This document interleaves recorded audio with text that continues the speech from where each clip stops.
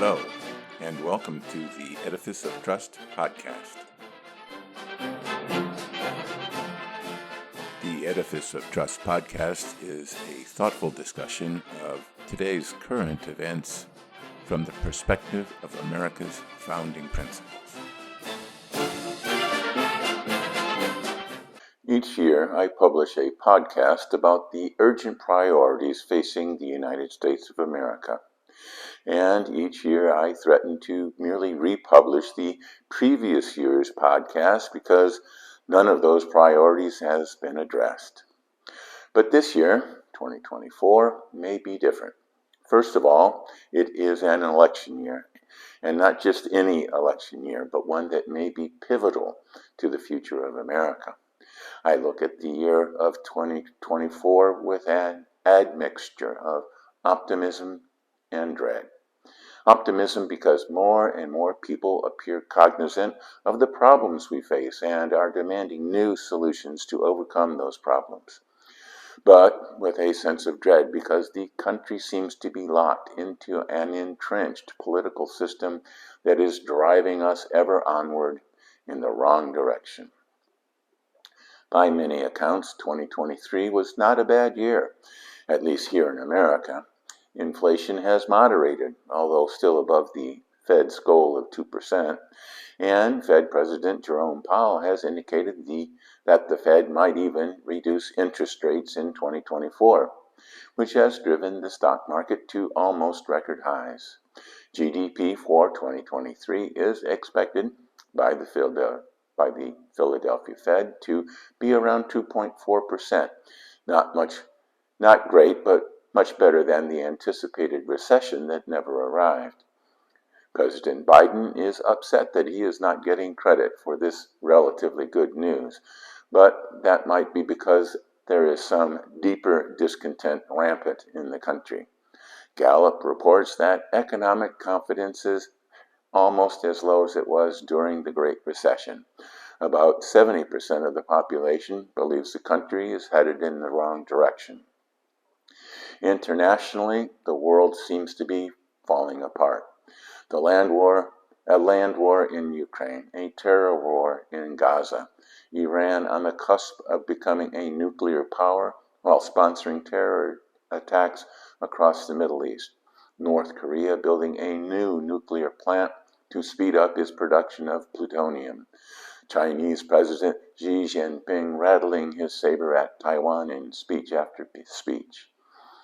President Biden's disastrous withdrawal from Afghanistan has unnerved our staunchest allies while emboldening dictators around the globe.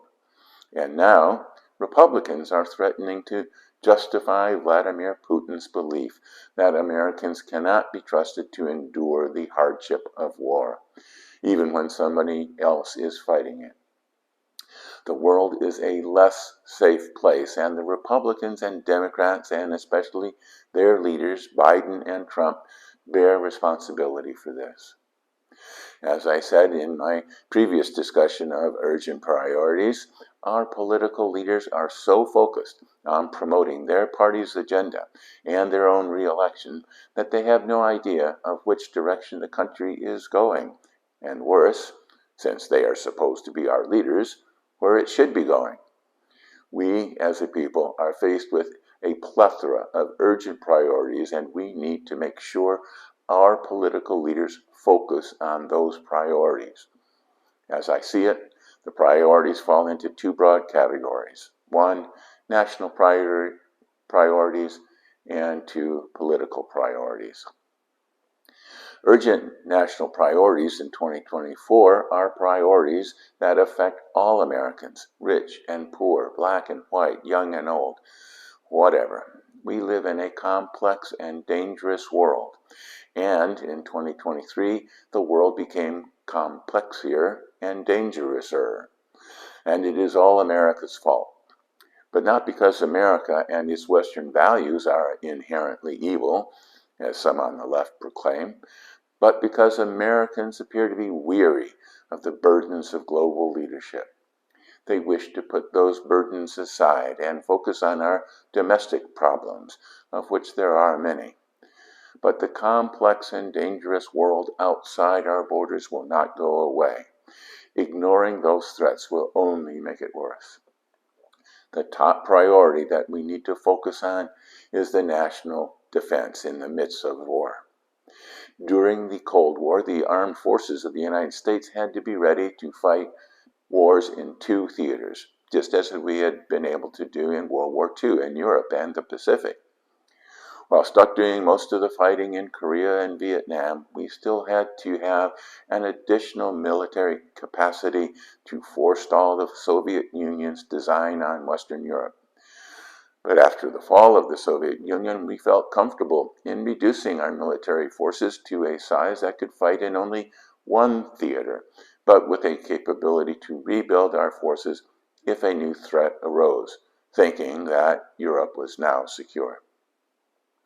Over time, even that capability was eroded. Terrorists were never an existential threat to the United States. They could never defeat us on the battlefield. But they didn't need to defeat us militarily. All they had to do was defeat our will to fight. And over 20 years plus since 9/11, our will to fight in the Middle East has dissipated. In 20 years of war in Afghanistan, the U.S. lost less than 2,000 soldiers killed in action. In the last 18 months in that country, the only combat deaths were the 13 U.S. soldiers killed during President Biden's disastrous withdrawal. Compare that to the 30,000 lives lost in less than 2 months during the Battle of the Bulge. That is the difference between fighting an existential war and fighting a non-existential war. The will to fight non-existential wars may have dissipated, but the U.S. is confronted by existential threats, and it must have the military capable of fighting an existential war if one arises. The U.S. military is facing a difficult time. Military stockpiles have been depleted by the aid given to Ukraine in its fight against Russia, and House Republicans are holding funding to replenish stocks hostage to other priorities of the Freedom Caucus. The U.S. Naval Institute reports that the Navy has 299 combat-ready vessels, but that is more than 80 vessels short of the congressionally mandated fleet of 381 ships. Meanwhile, the Pentagon reports that the Chinese naval fleet will have 400 ships by 2025. The Air Force Times reports that only 7 out of 10 U.S. aircraft are mission ready. And, to top it off, the Defense Department's acting Undersecretary for Personnel and Readiness testified before Congress that the armed forces missed their already lowered recruiting goals by 41,000 personnel. It will take a long time to rebuild our armed forces, but we must do more than increase defense spending. We need to refocus the entire country on the necessity of being prepared to defend ourselves. Our ancestors had vast oceans to protect us from great power aggression. That is no longer the case. Even pipsqueaks like North Korea have the capability to strike devastating blows with nuclear weapons. The entire country wants to end forever wars, but does not realize that a retreat from global leadership to reduce the cost in blood and treasure will not bring peace. It will only encourage authoritarian powers to be more aggressive. Vladimir Putin is already relying on fading U.S. support for Ukraine as a key element in his strategy to conquer his neighbor. China is doing everything in its power to undermine U.S. support for Taiwan. A lot of this transformation must come from our leadership. From President Obama's strategy of leadership from behind to President Trump's threat to destroy NATO to President Biden's disastrous withdrawal from Afghanistan, American leadership is showing the world weakness and vacillation. But American leadership can turn this around. We need to firmly state our values and principles and assure the world that we will back them up. We need to rebuild and expand our alliances in the face of growing danger. We can do it. It just takes the will to do it. Another top priority is the economy. The American economy performed surprisingly well in 2023, but opinion polls indicate that citizens are not happy with Bidenomics. Why? GDP is expected to grow around 2.4%, and inflation has abated, although still running a bit above the Fed's goal of 2%. Unemployment remains low at 3.7%, and the stock market is near record highs. What's not to like? There seemed to be a hollowness of the performance of Bidenomics that has been hard to pin down. However, a recent commentary in the Wall Street Journal, "The Welfare Industrial Complex is Booming," written by Alicia Finley, gives a clue. Most of the 2.8 million new jobs created in 2023 were in government, social assistance, and healthcare. Jobs driven by President Biden's expanding social welfare state and paid for by almost $3 trillion of public debt. This is not economic growth. The use of gross domestic product, or GDP, as our main economic metric is problematic. If you build a factory in 1 year, that activity adds to GDP. But if you tear down the factory the next year, that activity will also contribute to GDP, even though there has been no increase in productive capacity resulting from the two actions. A large percentage of China's phenomenal economic growth over the last 3 decades can be attributed to newly constructed cities that have block after block of towering apartment buildings that stand vacant and decaying. The U.S. doesn't have empty apartment buildings, but it is investing trillions of dollars in the Green New Deal.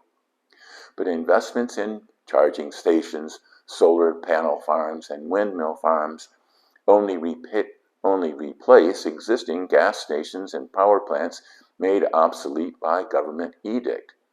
Most of this enormous investment does nothing to increase our capacity to produce energy, merely replacing already operating infrastructure with different infrastructure. We need to retain our fossil-based infrastructure while also building out the structure of renewable energy. We need to massively invest in nuclear power, just as China is doing, because clean energy requires new technology that has yet to be developed.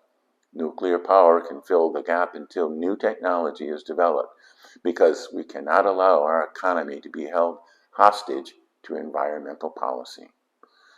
The environment is a top priority of the Biden administration. If this effort could have a significant impact on global carbon emissions, it might be worth it. But it won't. U.S. emissions of CO2 are down from 1990, as are many European countries.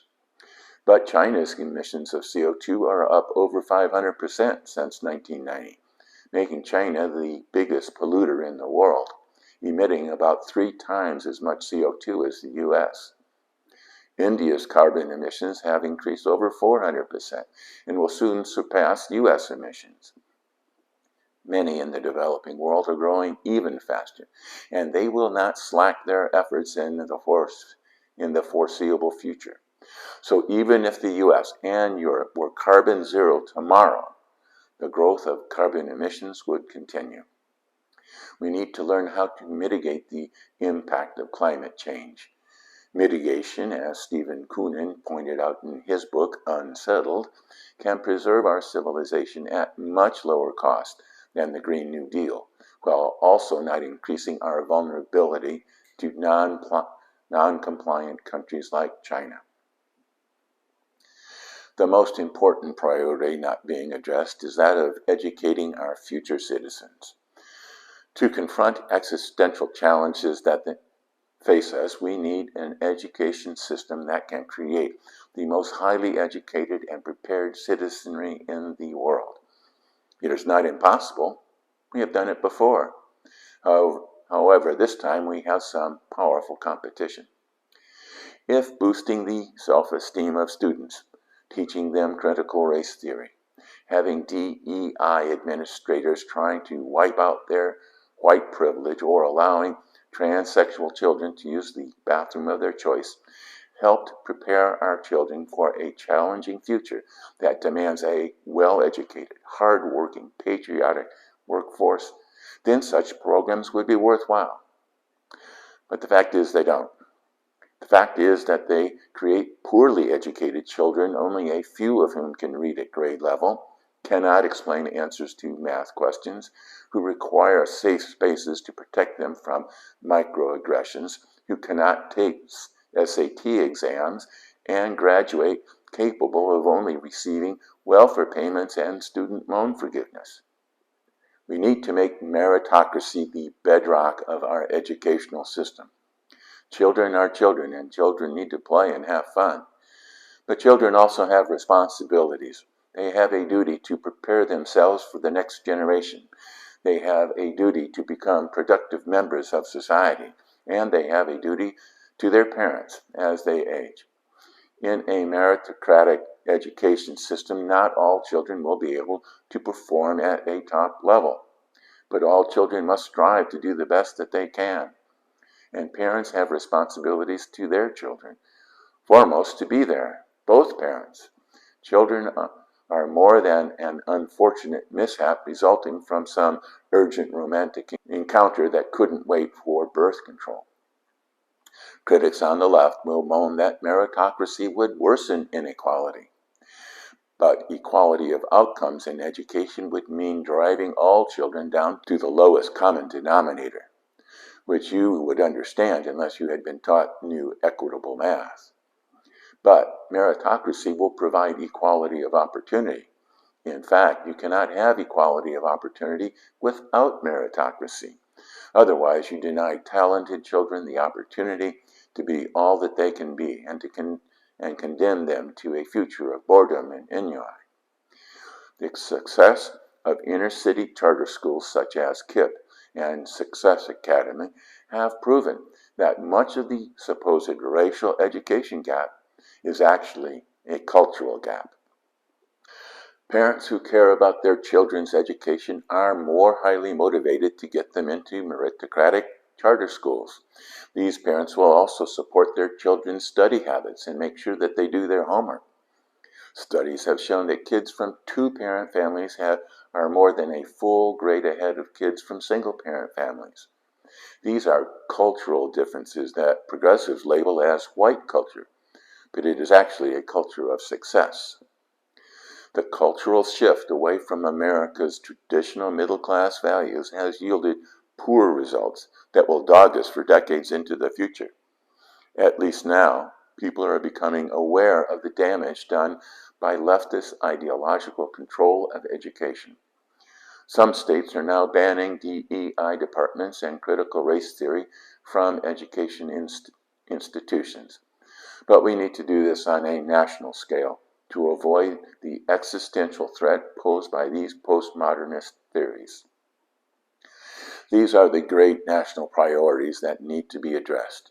You may be able to think of other priorities that are relevant to all Americans, but these great national priorities have been pushed aside by our so-called leaders who focus on narrow political priorities. Ponder that while you watch a brief message.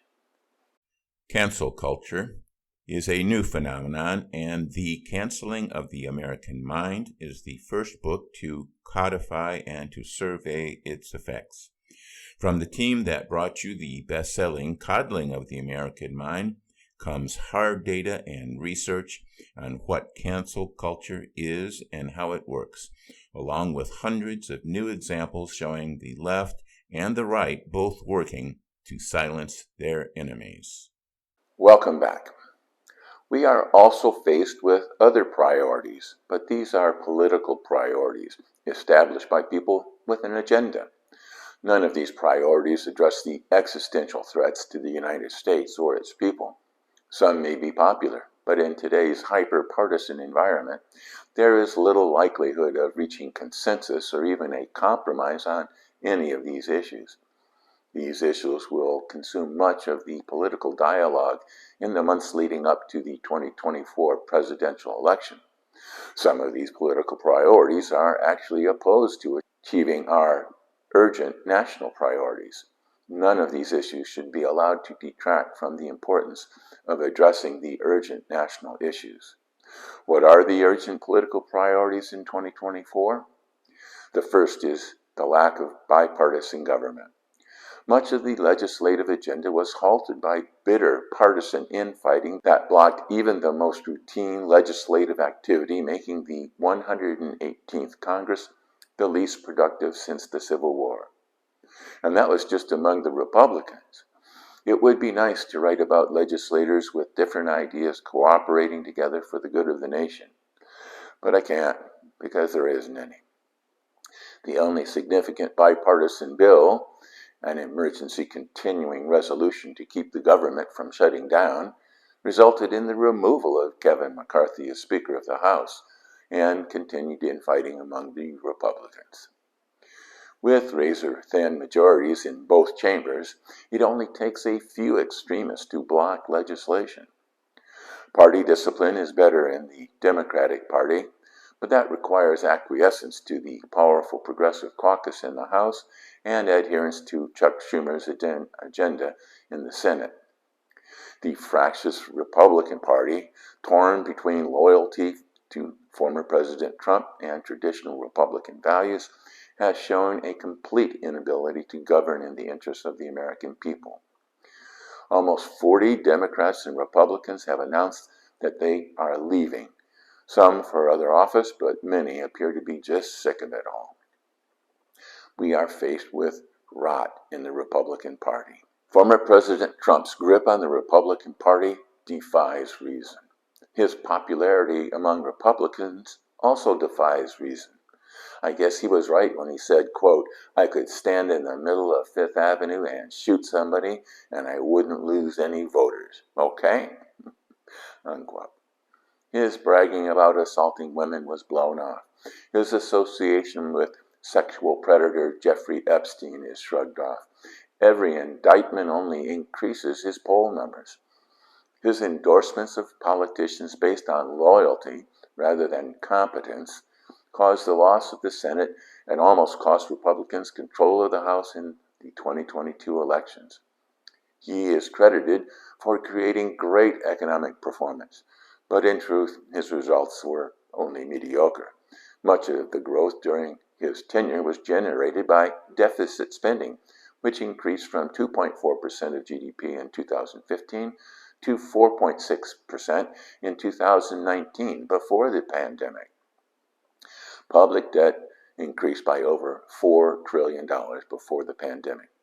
If elected, he vows to select loyalists for his administration and to fire a lot of bureaucrats. I am not a fan of bureaucrats, but I doubt that Trump loyalists would be any better. He vows to purge rhinos from the Republican Party, by which he means anybody with a conscience and a mind of their own. He refuses to debate other Republican candidates in the presidential race, which is probably smart politics, but an insult to the American people who deserve to see him on the debate stage. Other candidates for the presidency try to shrug off Trumpian personal insults while treading lightly on Mr. Trump himself, except for Chris Christie, who has trouble treading lightly. Then there is Democratic dementia. In his 2020 campaign, President Biden was able to convince voters that he was a centrist that would unite the country, but his administration is contorting the country toward the far left. Someone needs to tell him you cannot unite the country by issuing executive orders. I can't tell if he deliberately lied to the American people or is being manipulated by handlers taking advantage of his declining mental state. But it doesn't matter because the result is the same. A lurch toward far-left policies that are based on Marxist ideology and not Western Enlightenment philosophy on which America was founded. President Biden has done well in supporting Ukraine, although far-right Republicans seem ready to abandon those brave people. And he has been steadfast in his support for Israel, although he is not on good terms with Israeli PM Netanyahu. But the progressive left wing disavowed Israel and fervently supports the Palestinians and Hamas, causing many American Jews that have long supported the Democratic Party to rethink their party affiliation. And what should we do about the mess on the border? President Biden blames the mess on our southern border on Congress, and more specifically on the Republicans in Congress, conveniently forgetting the lack of action when Democrats controlled both houses of Congress. But this is bullshit and a cop-out. As I learned in civics class, which some of you ancianos out there may remember, quote, the president proposes and the Congress disposes, unquote. President Biden has proposed nothing.